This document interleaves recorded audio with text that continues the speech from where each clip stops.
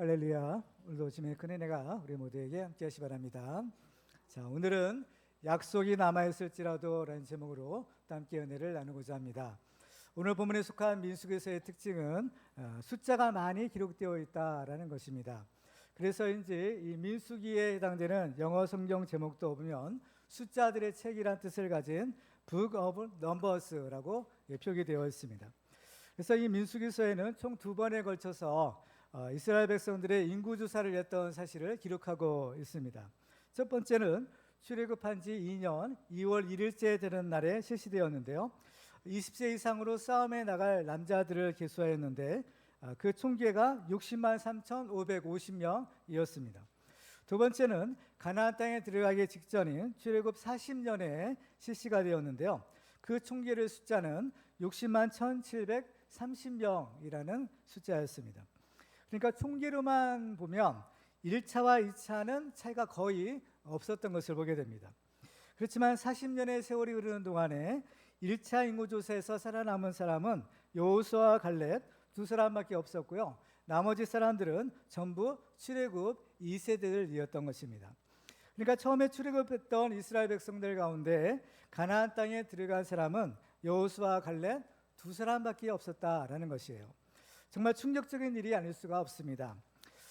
이 일에 대해서 히브리서 4장 1절에는 이렇게 경고하고 있어요. 제가 한번 읽어보겠습니다. 그러므로 우리는 두려워할지니 그의 안식에 들어갈 약속이 남아있을지라도 너희 중에는 혹 이르지 못할 자가 있을까 함이라. 아멘. 그의 안식에 들어갈 약속이라는 것은 이스라엘 백성들로서는 가나안 땅에 들어갈 약속이고 또 우리로서는 영원한 하나님 나라 천국에 들어갈 약속을 의미합니다. 이스라엘 사람들은 모두 이 가나안 땅에 대한 하나님의 약속을 받았습니다. 또 이 단순한 약속이 아니라 이것은 하나님께서 맹세로 반드시 지키겠다라고 하신 언약이었습니다. 그렇지만 현실은 단 두 사람만이 가나안 땅, 약속의 땅에 들어갈 수 있었던 것입니다. 그러면 그들은 왜 약속은 받았지만 실제로 그 약속의 땅에는 들어갈 수 없었을까요? 하나님의 편일까요? 인간의 편일까요? 하나님 편에서는 맹세로까지 약속하셨기 때문에 그 약속을 지키는 데는 문제가 없었습니다. 다만 문제는 이스라엘 백성들에게 있었는데요. 오늘 본문에는 그들이 왜 들어가지 못했는가? 그 해답을 우리에게 가르쳐주고 있습니다. 오늘 말씀을 듣고서 우리는 한 사람의 낙오자가 없이 하나님이 약속하신 영적인 가나안 땅에 다 들어가는 믿음의 승리자가 되기를 주님의 이름으로 축원합니다.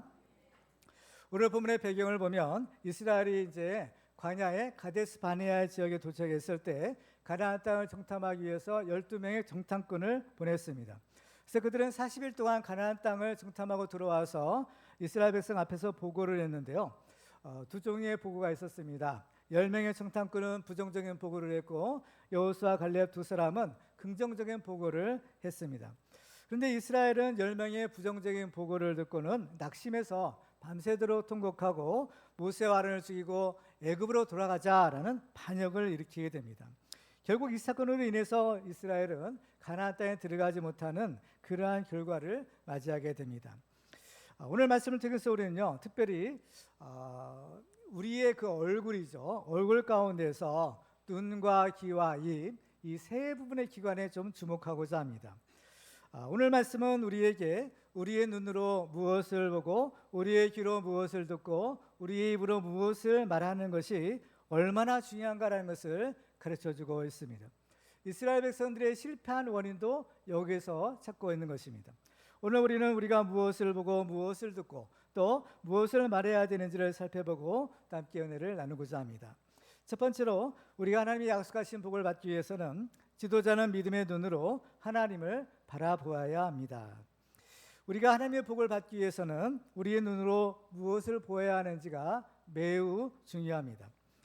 특별히 지도자들은 믿음의 눈을 떠서 바르게 보고 바르게 판단해야 합니다. 가나안 땅을 정탐했던 12명의 정탐꾼들은 사실상 이스라엘의 지도자들이었습니다. 앞부분인 민수기 13장을 보면 하나님께서 모세에게 13장 1절 이하에서 이렇게 얘기하십니다. 여호와께서 모세에게 말씀하여 이르시되 사람을 보내어 내가 이스라엘 자손에게 주는 가나안 땅을 정탐하게 하되 그들의 조상의 가문 각 지파 중에서 지휘관된 자 한 사람씩 보내라. 모세가 여호와의 명령을 따라 바란 광야에서 그들을 보냈으니 그들은 다 이스라엘 자손의 수령된 사람이라. 아멘. 이 지도자의 책임은 백성들을 옳은 길로 인도하는 것입니다. 지도자는 특별히 선한 목자의 사명을 받았기 때문에 지도자에게 필요한 것은 바로 믿음의 눈인 것입니다. 지도자가 믿음의 눈을 떠서 하나님을 바라보아야만 하나님이 예비하신 길을 발견하고 백성을 옳은 길로 인도할 수 있는 것입니다.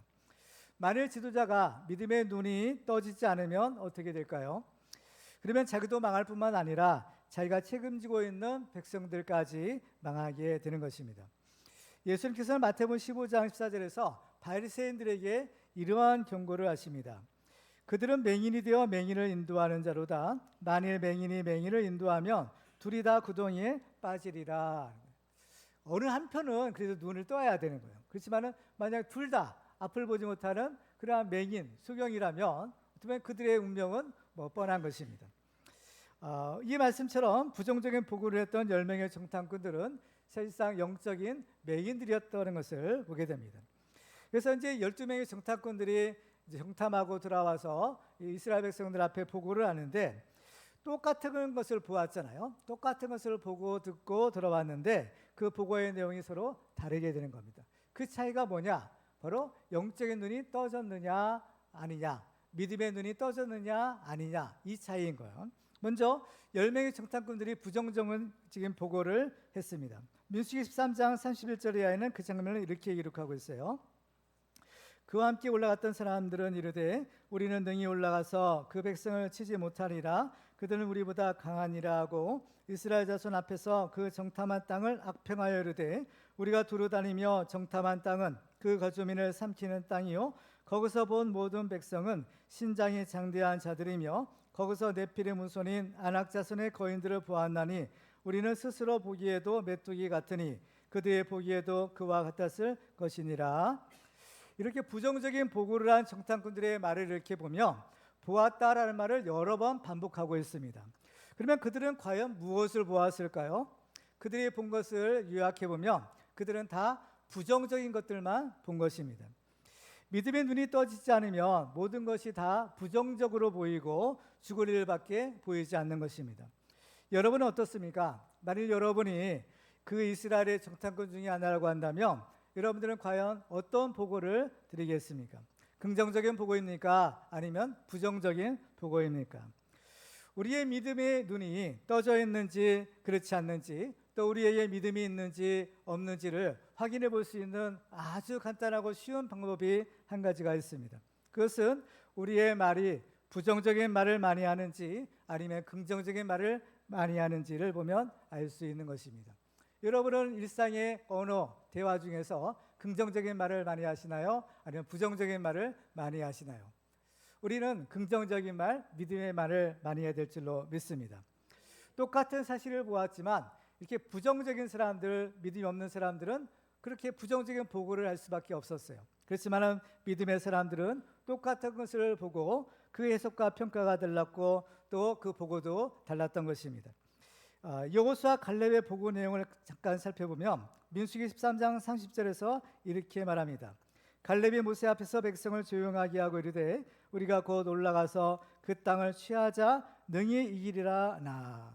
부정적인 사람들은 우리는 이길 수 없다, 패할 수밖에 없다고 했지만 여호수아 갈렙은 어때요? 올라가자, 이기자, 싸우자, 이런 거죠.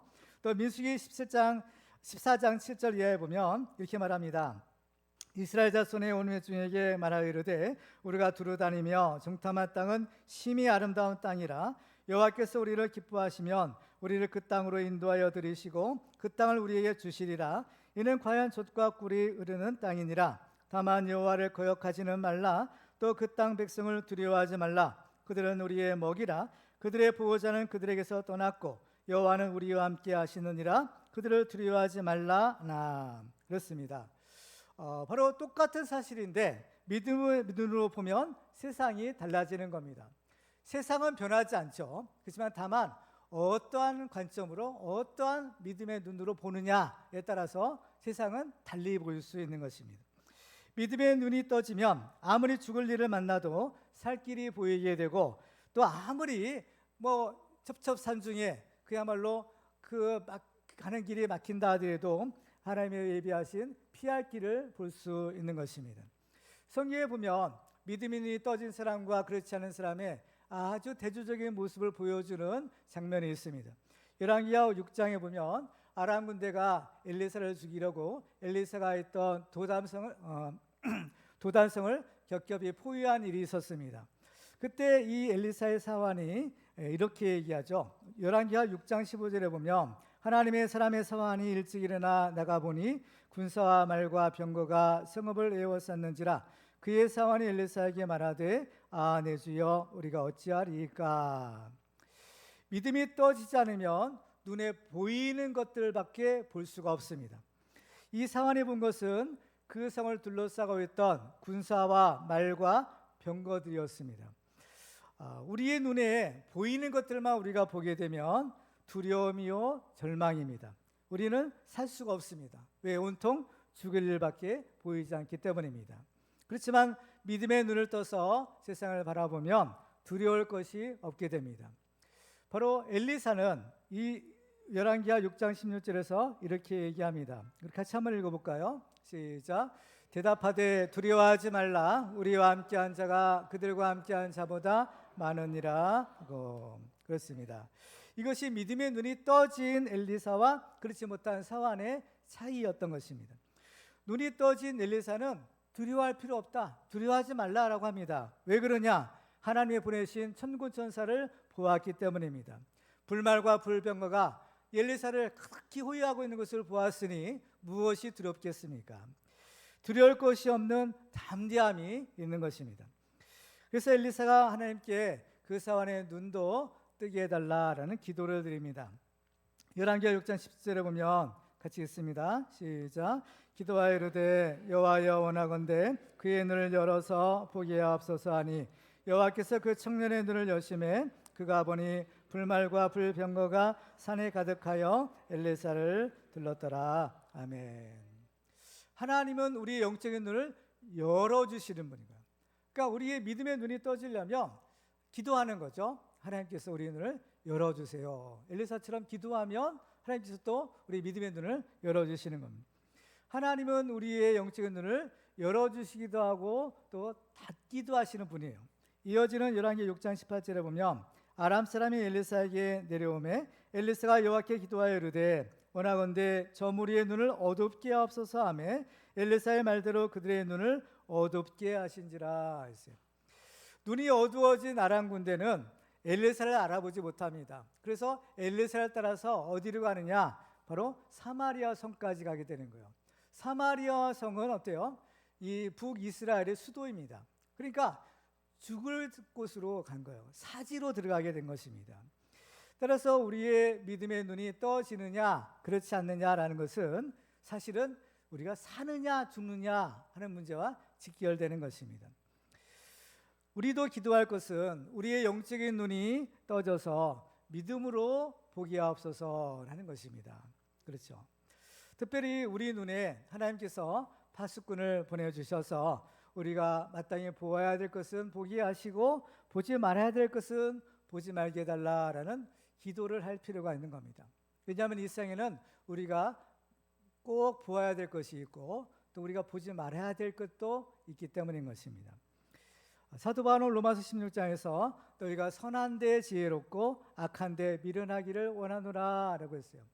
선한 일에는 우리가 지혜롭고 알아야 되는 거죠. 악한 일에는 미련하고 우리가 알 필요가 없는 겁니다. 그렇죠? 쓰잘데없는 것, 죄악된 것, 더러운 것, 음란한 것 이런 것들은 굳이 우리가 알 필요가 없는 것이죠. 이것을 우리는 분별력이라고 합니다. 우리가 무엇을 봐야 될 것인가, 무엇을 보지 말아야 될 것인가. 사실 이것도 하나님이 해주셔야 되는 거죠. 그래서 우리의 눈에도 하나님의 파수꾼을 세우셔서 마땅히 봐야 될 것은 보게 하시고 또 보지 말아야 될 것은 가리어 주옵소서라는 거죠. 특별히 우리 지도자들을 위해서 우리가 기도할 필요가 있습니다. 우리의 지도자들은 바로 이 영적인 눈이 떠져야 됩니다. 우리 영적인 눈이 떠져야만 옳고 그른 것을 분별할 수 있고 백성을 옳은 길로 인도할 수 있기 때문입니다. 이 지도자라는 사람은 영광스러운 직분을 받은 사람이에요. 여기는 그러나 또한 막중한 책임도 따르는 것이 지도자의 직분입니다. 특별히 지도자의 말은 큰 영향력이 있게 되는 것을 보게 됩니다. 오늘 본문과 동일한 사건을 기록하고 있는 신명기 1장을 보면 1장 18절에 보면 이렇게 기록합니다. 우리가 어디로 가랴? 우리 형제들이 우리를 낙심하게 하여 말하기를 그 백성은 우리보다 장대하며 그 성읍들은 크고 성곽은 하늘에 닿았으며 우리가 또 거기서 안악자손을 보았노라 하는도다 하기로. 여기서 보면 우리 형제들이 우리를 낙심하게 하여 말했다라고 합니다. 지도자의 말에 따라 백성들이 사느냐 죽느냐라는 것이 결정되는 것입니다. 그래서 하나님께서는 그 지도자들의 책임을 엄하게 물으시는 거예요. 오늘 보면 36절과 37절에 보면 이렇게 말씀합니다. 모세의 보냄을 받고 땅을 정탐하고 돌아와서 그 땅을 악평하여 온 회중이 모세를 원망하게 한 사람 곧 그 땅에 대하여 악평한 자들은 여호와 앞에서 재앙으로 죽었고 라고 합니다. 백성들의 축복은 무엇인가 하면 지도자를 잘 만나는 것입니다. 왜냐하면 그 지도자에 따라서 백성들이 살기도 하고 죽기도 하고 잘 살기도 하고 또 심한 고생을 하기도 하기 때문인 것입니다. 그러므로 우리는 기도할 때 특별히 좋은 지도자를 달라고 구해야 됩니다. 디모데전서 2장 1절과 2절을 같이 읽어볼까요? 시작. 그러므로 내가 첫째로 권하노니 모든 사람을 위하여 간구와 기도와 도구와 감사를 하되 임금들과 높은 지위에 있는 모든 사람을 위하여 하라. 이는 우리가 모든 경건과 단정함으로 고요하고 평안한 생활을 하려 함이라. 아멘. 내일 모레면 우리나라의 새로운 지도자를 뽑는 대통령 선거일입니다. 정말 우리는 이 다윗처럼 하나님의 마음에 꼭 맞는 대통령을 달라라고 기도해야 될 것입니다. 나라가 안팎으로 정말 어려운 상황에 있습니다. 우리나라의 지금 위기를 극복하기 위해서는 영적인 눈이 떠지고 믿음의 눈으로 세상을 볼 수 있는 지도자가 있어야 됩니다. 바로 세상을 꿰뚫어 볼 수 있는 바로 이 영적 통찰력이 필요한 시대입니다.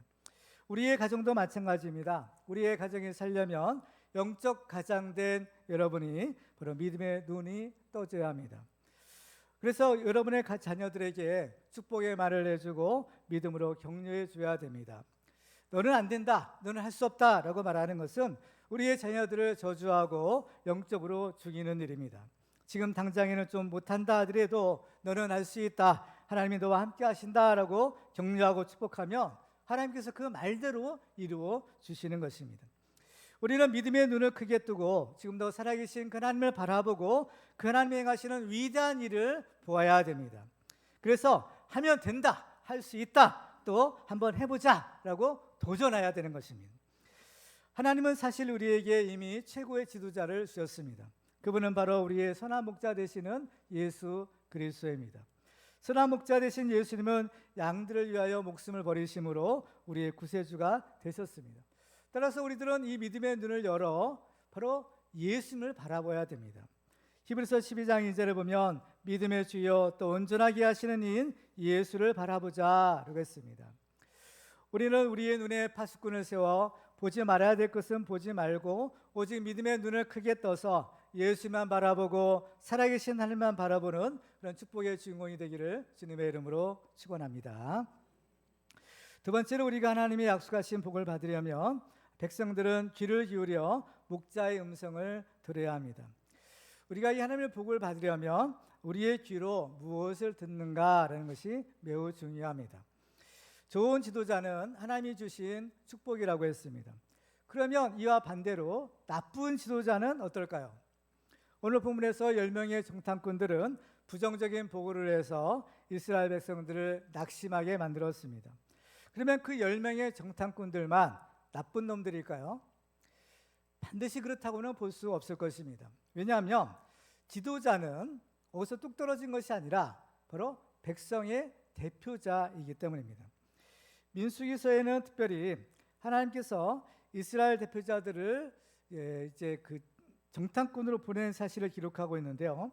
신명기 1장에는 그 이면에 있었던 일을 조금 더 자세하게 우리에게 소개해주고 있어요.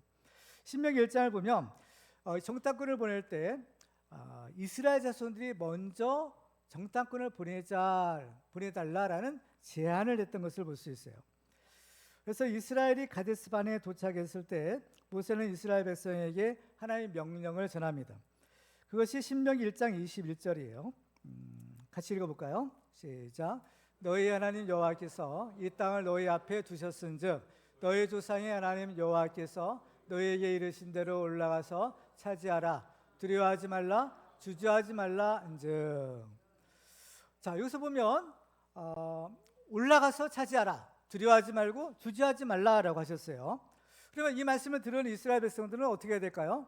이 말씀대로 올라가서 차지하면 되는 겁니다. 두려워할 필요도 없고 주저할 필요도 없는 거죠. 그런데 이 말씀을 들은 이스라엘 백성들의 반응은 어땠을까요? 즉시 순종하는 대신에 이러한 제안을 합니다. 이어지는 22절을 보면 너희가 다 내 앞으로 나와 말하기를 우리가 사람을 우리보다 먼저 보내어 우리를 위하여 그 땅을 정탐하고 어느 길로 올라가야 할 것과 어느 성읍으로 들어가야 할 것을 우리에게 알리게 하자 하기에. 이스라엘 사람들의 제안은 겉으로 볼 때는 아주 합리적이고 또 이성적인 것 같았습니다.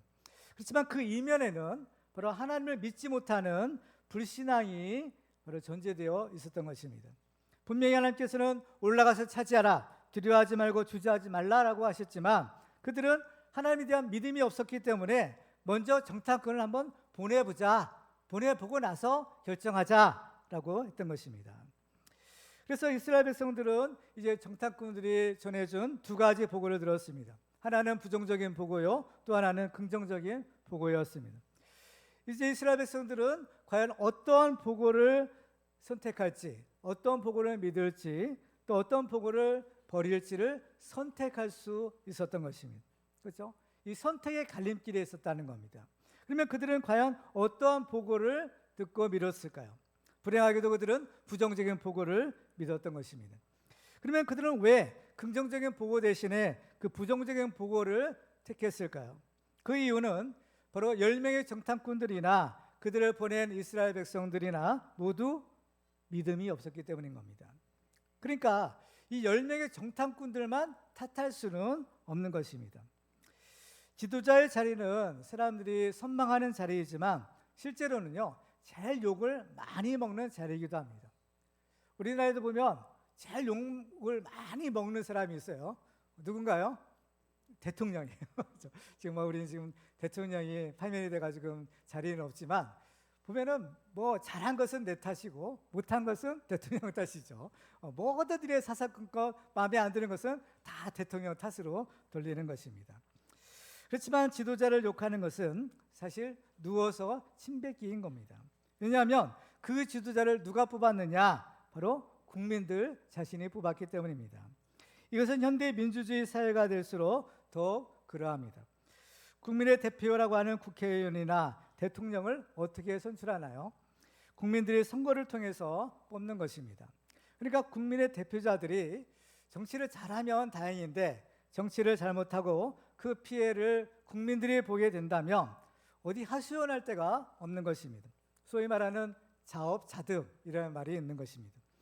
일상에는 그런데 이 정상적인 사람의 상식과는 맞지 않은 일들이 종종 일어나는 것을 보게 됩니다. 특별히 어떤 선출이나 또 어떤 선택에 관한 일에 있어서는 전혀 이성적이지 않은 그런 엉뚱한 일들이 많이 벌어지고 있는 거예요. 성경에도 보면 예수님이 빌라도 법정에 섰을 때 그 재판을 맡은 빌라도는 예수님이 죄가 없다는 사실을 알았습니다. 그래서 그 예수님을 풀어주려고 나름 무던 애를 많이 썼던 사람입니다. 그래서 이 빌라도가 생각하는 것이 명절 때가 되면 죄수한을 풀어주는 관례가 있었는데요. 지금으로 치면 광복절 특사나 또 성탄절 특사 같이 어떤 명절이 되면 어떤 그 죄수를 풀어주는 관례가 있었던 겁니다. 그래서 그 당시 흉악한 살인자이자 폭동의 교수였던 바라바라는 사람이 잡혀 있었는데 빌라도는 이 바라바와 예수님 둘 중에 누구를 풀어줄 것인지를 백성들에게 물었습니다. 그런데 빌라도의 예상과는 정반대로 그것에 모인 사람들은 바라바는 풀어달라고 하고 예수님은 십자가에 못 박으라라고 소리를 쳤던 것입니다. 물론 이것은 그들이 종교 지도자들의 그러한 사주를 받고 한 것이었습니다. 그래서 빌라도가 너무나 어처구니가 없어서 이제 백성들을 군중들이죠 설득해 보려고 노력을 했지만 오히려 밀란이 날 것 같은 위험에 처하니까 그만 그 군중들의 요구대로 바라바를 풀어주고 예수는 십자가에 못 박으라라는 판결을 내리고 맙니다. 근데 빌라도가 사실은 잘못된 판결을 내린 거잖아요. 자기 책임을 면하려고 아무리 사람들이 보는 앞에서 물로 손을 씻는다 하더라도 자기 책임이 없어지는 것은 아니었습니다. 그리고 바라바를 풀어주고 예수를 십자가에 못 박으라 외쳤던 사람들도 자기들의 잘못을 그들의 사주했던 종교 지도자에게만 돌릴 수는 또한 없는 것이었습니다. 사람들이 죄를 짓거나 또 잘못을 저지르게 되면 다른 사람 탓을 하고 어떤 핑계를 대는 경향이 있습니다. 에덴 동산에서도 아담과 하와가 선악과를 따먹는 죄를 범했을 때도 보면 아담은 자기 아내 탓을 하고 또 이 여자는 또 뱀의 탓을 했던 것을 볼 수가 있습니다. 그렇다고 해서 자기 죄가 자기 잘못이 없어지는 것은 아니었습니다. 오늘 본문에서 만일 그 많은 이스라엘 사람들 가운데 단 한 사람만이라도 이 믿음의 선택을 했더라면 어떻게 되었을까요? 여호수아 갈렙의 그 간곡한 그 외침을 그 소리를 듣고 여호수아 갈렙의 그 말을 들었더라면 어떻게 됐을까요? 분명히 그 사람도 여호수아 갈렙과 함께 하나님이 약속하신 가나안 땅에 들어갈 수 있었을 것입니다. 왜냐하면 공의로운 하나님은 의인과 악인을 같이 죽이지 않으시기 때문입니다. 지도자만 믿음의 사람이 되는 것이 중요한 것이 아니라 그 백성들도 또한 믿음의 사람이 되는 것이 중요합니다. 아무리 지도자가 좋아도 백성들이 따르지 않으면 어쩔 수 없게 되는 것입니다. 아무리 하나님께서 하나님의 아들을 우리에게 지도자로 보내주셨어도 그 예수님을 믿지 않고 그 예수님을 배척한다면 그 축복을 온전히 누릴 수 없는 것입니다. 우리의 영적인 눈이 떠져야 하는 것처럼 우리 영적인 귀도 열려야 합니다. 그래야만 우리는 들어야 할 것과 듣지 말아야 될 것을 분별할 수 있는 것입니다. 사실 이것이 우리의 영적인 싸움에서 승리할 수 있는 비결입니다. 오늘 본문에서 이스라엘 백성들이 가나안 땅에 들어갈 수 없는 이유는 들어야 할 말은 듣지 않고 듣지 말아야 할 말을 들었기 때문입니다. 에덴 동산에서도 아담과 하와가 에덴 동산에서 쫓겨난 이유는 들어야 될 하나님의 말씀은 듣지 않고 듣지 말아야 될 마귀의 말을 들었기 때문입니다.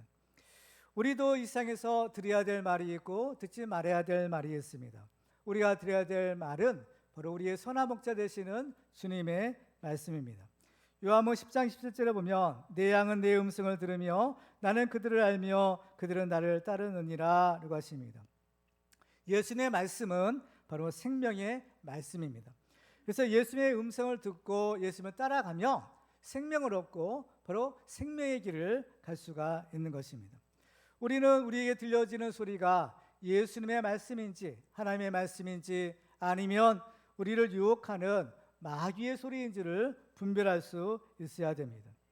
이 영적인 분별력이 우리의 영혼을 지키고 우리의 생명을 지키고 우리의 가정과 교회와 나라를 지키는 굉장히 중요한 비결입니다.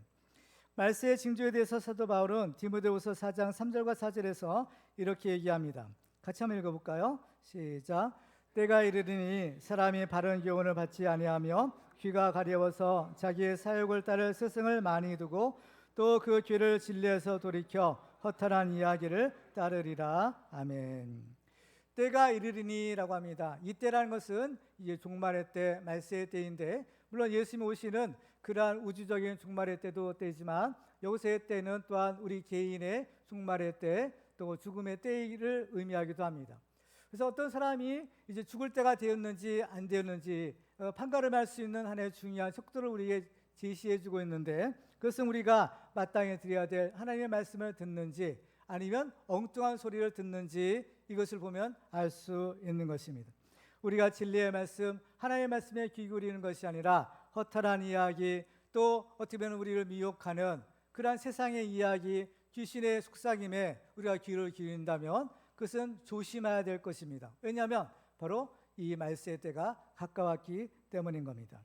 영적으로 혼란한 시대에 우리가 사는 길은 늘 깨어 기도함으로 이 하나님의 지혜를 얻고 영적인 분별력을 얻는 것입니다. 그래서 우리는 우리의 귀에도 하나님께서 영적인 파수꾼을 세워주셔야 됩니다. 그래서 우리가 마땅히 드려야 될 것과 듣지 말아야 될 것을 분별하고 우리가 마땅히 드려야 될 하나님의 말씀만 들을 때 우리는 바로 이 시대의 산자가 될 수 있고 또 하나님이 약속하신 그 복을 얻을 수 있는 것입니다. 그래서 우리들은 우리의 귀에도 파수꾼을 세워 듣지 말아야 될 것은 듣지 말고 오직 예수님의 음성만 듣고 살아계신 하나님의 말씀만 들어서 그 말씀에 순종하는 축복의 주인공이 되기를 주님의 이름으로 축원합니다. 마지막으로 우리가 하나님의 약속하신 복을 받으려면 불평과 원망이 아닌 감사와 찬송의 말만 해야 합니다. 세 번째로 우리가 하나님의 복을 받으려면 우리의 입으로 무엇을 말하는 것인가가 매우 중요합니다. 오늘 본문을 통해서 우리는 특별히 우리의 말이 얼마나 중요한가라는 것을 발견하게 됩니다. 오늘 27절과 28절을 보시면 이렇게 기록합니다. 제가 같이 읽어볼까요? 시작. 나를 원망하는 이 악한 회중에게 내가 어느 때까지 참으랴? 이스라엘 자손이 나를 향하여 원망하는 바 그 원망하는 말을 내가 들었노라. 그들에게 이르기를 여호와의 말씀에 내 삶을 두고 맹세하노라.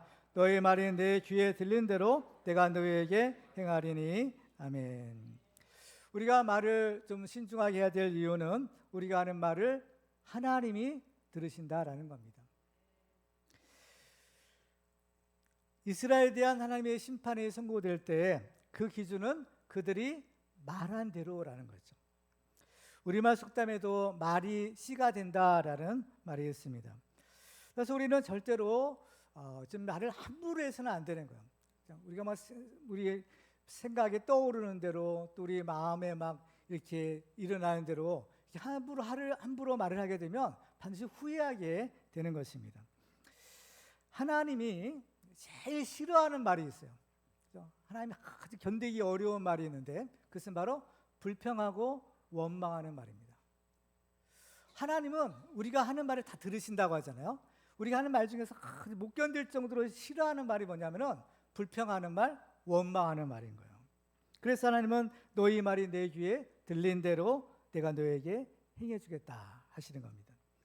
그 때문에 우리들은 말을 할 때는요, 부정적인 말이나 또 불평과 원망의 말은 아예 하지 말아야 됩니다. 그렇죠? 가나안 땅에 대해서 악평을 했던 정탐꾼과 그들의 말을 듣고 모세와 아론을 원망한 사람들은 그들의 한 말대로 광야에서 죽는 겁니다.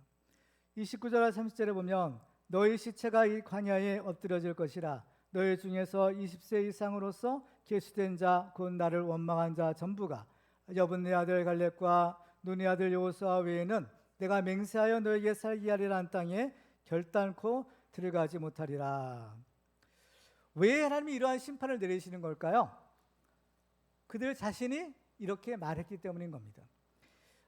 오늘 본문에 속한 민수기 14장 2절에 보면 이스라엘 백성들이 한 말을 이렇게 기록해요. 이스라엘 자손이 다 모세와 아론을 원망하며 온 회중이 그들에게 이르되 우리가 애굽 땅에서 죽었거나 이 광에서 죽었으면 좋았을 것을. 차라리 죽었으면 좋았겠다.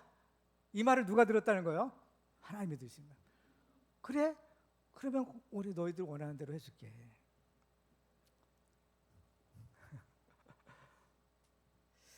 우리는 절대로 하나님이 싫어하시는 말은 하지 말아야 되는 겁니다. 그렇죠? 자, 오늘 34절 같이 읽어볼까요? 시작. 너희는 그 땅을 정탐한 날수인 40일의 하루를 1년으로 쳐서 그 40년간 너희의 죄악을 담당할지니 너희는 그제서야 내가 싫어하면 어떻게 되는지를 알리라 하셨다 하라. 하나님이 싫어하시면 어떻게 되는가? 하나님께서는 이스라엘 역사를 통해서 우리에게 분명히 보여주십니다.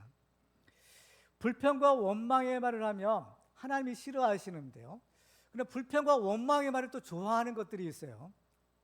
누가 우리의 불평과 원망의 말을 좋아할까요? 마귀입니다. 귀신들이 좋아하는 말이 있어요. 그렇죠? 귀신들이 좋아하는 말, 우리가 불평하고 원망하는 말입니다. 그렇죠? 그렇기 때문에 우리가 불평하고 원망하면 누가 꼬여요? 귀신들이 꼬이는 겁니다. 그렇죠? 마귀는 우는 사자처럼 삼킬 자를 찾는다라고 했어요. 그 마귀가 누구를 찾아다닐까요? 바로 불평하고 원망하는 사람을 찾아다니는 겁니다. 고린도서 10장 10절과 11절을 같이 읽어볼까요? 시작. 그들 가운데 어떤 사람들이 원망하다가 멸망시키는 자에게 멸망하였나니 너희는 그들과 같이 원망하지 말라. 그들에게 일어난 이런 일은 본보기가 되고 또한 말세를 만난 우리를 깨우치기 위하여 기록되었느니라. 아멘. 그렇습니다. 그 때문에 우리는요, 오늘 말씀을 듣고 좀 결단할 필요가 있어요. 우리 입에서 내가 다시는 부정적인 말, 불평하는 말, 원망하는 말은 하지 않겠다. 그렇죠? 이 결단을 하시기 바랍니다. 그렇죠? 여러분들 이 한 가지만 키워도요, 오늘 여러분들 나와서 하나님 복 받은 겁니다. 그렇죠? 하나님이 잘 싫어하는 말을 하게 되면 이게 복이 아니라 저주예요. 귀신들이 좋아하는 말만 하는 겁니다. 그리고 어떻게 복을 받을 수 있겠어요? 그렇죠? 그 때문에 우리들은 일단은 이런 부정적인 말들은 우리의 입에서 싹 사라져 보게 하는 거예요. 근데 이게 잘 안 되잖아요. 잘 안 됩니다. 그래서 시편 141편 3절에는 그렇죠? 이런 기도가 있어요. 같이 읽어볼까요? 시작. 여호와여 내 입에 파수꾼을 세우시고 내 입술의 문을 지키소서. 우리가 말하는 것도 하나님이 해주셔야 되는 겁니다. 어떤 것은요, 망령된 말을 막 하는 경우가 있어요. 죽어 담을 수도 없잖아요. 그 책임을 어떻게 지려고, 그죠? 근데 이것은요, 이건 닫으셔 주셔야 돼요. 하지 못하게 막아주셔야 되는 겁니다. 야고보서 1장 19절에 보면 내 사랑하는 형제들아 너희가 알지니 사람마다 듣기는 속히 하고 말하기는 더디하며 성내기도 더디하라. 이처럼 우리들은 부정적인 말들은 우리 입에서 이제 싹 사라져 버리는 겁니다. 아멘. 할렐루야. 그런데 우리가 말을 하지 않고는 살 수가 없어요. 근데 우리 말을 하면 과연 어떤 말을 해야 될까? 우리가 꼭 말을 해야 될 경우에는 믿음의 말, 긍정적인 말, 격려의 말, 축복의 말만 하는 겁니다. 여호수아 갈렙의 경우를 보면 그들이 정탐하고 돌아와서 보고를 했죠. 믿음의 보고를 합니다. 그죠? 그래서 그들은 어때요? 백성들에게 긍정적인 보고를 해요. 믿음의 말을 합니다. 그죠? 비록 이스라엘 사람들은 그들의 말은 듣지 않았어요. 그렇지만 그들의 말을 듣는 분이 계세요. 누가 들으셨을까요? 하나님이 들으신 겁니다. 하나님이 그 여호수아 갈렙의 그 믿음의 고백을 들으신 거예요. 그래서 그 고백대로, 믿음의 고백대로 그들을 어떻게 해요? 가나안 땅에 들여보내시는 겁니다. 말이 중요한 이유는 말은 사람의 속에 있는 것이 쌓여서 나오는 거예요. 그죠? 그래서 말이 중요한 겁니다. 그래서 말을 보면 그 속을 알 수 있는 거예요. 열매를 보면 나무를 알 수 있는 것처럼 사람의 말을 보면 이 사람의 속에 뭐가 들어있는가라는 것을 우리가 알 수 있는 것입니다. 왜 그러냐? 마태복음 12장 35절과 보면 이렇게 말씀합니다. 같이 읽을까요? 시작. 선한 사람은 그 쌓은 선에서 선한 것을 내고 악한 사람은 그 쌓은 악에서 악한 것을 내느니라. 내가 너에게 이르노니 사람이 무슨 무익한 말을 하든지 심판날에 이에 대하여 신문을 받으리니 내 말로 의롭다함을 받고 내 말로 정죄함을 받으리라. 아멘. 그렇죠? 그래서 사람이 마음으로 믿어 의에 이르고 입으로 시인하여 구원에 이른다라고도 하시는 거예요. 그래서 우리들은요, 이 말을 좀 좋은 말을 해야 되는 거죠. 그렇죠? 좋은 말을 해야 돼요. 근데 중요한 것은 뭐예요? 좋은 말을 하려면 말만 좋은 말을 하려고 해서는 안 되는 거예요. 왜냐하면 말은 속에 있는 것들이 나오는 것이기 때문인 겁니다. 그러니까 아무리 좋은 말을 해도 속에 나쁜 것이 가득하면 좋은 말이 나오지 않아요. 뭐 한두 번 할 수 있겠지만 어느 순간에 무의식적으로 툭 튀어나오는 것이 뭐예요? 마음속에 있는 것이 튀어나오는 겁니다. 그렇기 때문에 우리가 이 좋은 말을 하려면 우리 속에 먼저 어떻게 해요? 좋은 것들이 채워져야 되는 거예요. 이것을 우리가 먼저 해야 되는 겁니다. 우리 속에 만약 더러운 것, 악한 것들, 음란한 것들이 잔뜩 들어있다면 우리가 나오는 말도 그런 말밖에 안 나오는 겁니다. 그 때문에 우리는 이 말이 중요한데 좋은 말의 축복을 받으려면 먼저 우리의 마음이 청결해야 돼요. 그리고 우리의 마음을요, 좋은 것으로 채워야 되는 겁니다. 하나님의 말씀을 채우는 거예요. 하나님의 말씀을 우리의 마음판에 새기는 겁니다. 또 하나님의 선한 것들을 가득 채우는 거죠. 그러면 우리가 어느 순간에도 하나님의 말씀을 하고 어느 순간에도 축복의 말이 나올 수 있는 겁니다. 베드로서 4장 11절에 보면 만일 누가 말하려면 하나님의 말씀을 하는 것 같이 하고 라고 했습니다. 누가 말하려면 하나님의 말씀을 하는 것 같이 하라라는 거예요. 사람이 무엇으로 심든지 그대로 거두리라 라고 했는데, 사람이 무엇으로 그 마음을 채우든지 바로 그 채운 대로 말이 되는 겁니다. 그래서 우리는 오직 하나님의 말씀만 듣고 하나님의 말씀만 말해서 이 축복의 씨앗을 심어야 하는 것입니다. 사람들이 함께 복을 받기 원합니다. 오늘 본문에도 하나님이 약속하신 축복이 있었어요. 그런데 사람들이 함께 기대하는 축복은 축복의 열매를 기대합니다. 그렇지만 하나님께서 우리에게 주시는 축복은 대부분 축복의 씨앗인 말씀으로 주시는 축복입니다. 사람들은 축복의 열매만을 기대해요. 그렇지만 하나님이 주시는 축복의 원리는 그 축복이 담긴 약속의 말씀을 우리에게 먼저 주시는 겁니다. 그래서 하나님의 말씀이 우리에게 주었을 때 우리는 아멘으로, 믿음으로 그 말씀을 받는 거예요. 그래서 그 말씀을 붙들고 기도하면서 믿음으로 인내하다 보면 어느 순간에 그 약속의 말씀이 자라나서 열매를 맺게 되는데, 그것이 바로 우리가 받을 축복의 열매인 것입니다. 우리는 우리의 입에도 이 영적인 파수꾼을 세워서 우리 가운데 모든 불평과 원망의 말은 그치고 오직 상 주시는 하나님만 믿고 감사와 찬송하는 말만 해서 마침내 하나님이 약속하신 축복의 열매를 거두는 믿음의 승리자가 되기를 주님의 이름으로 축원합니다.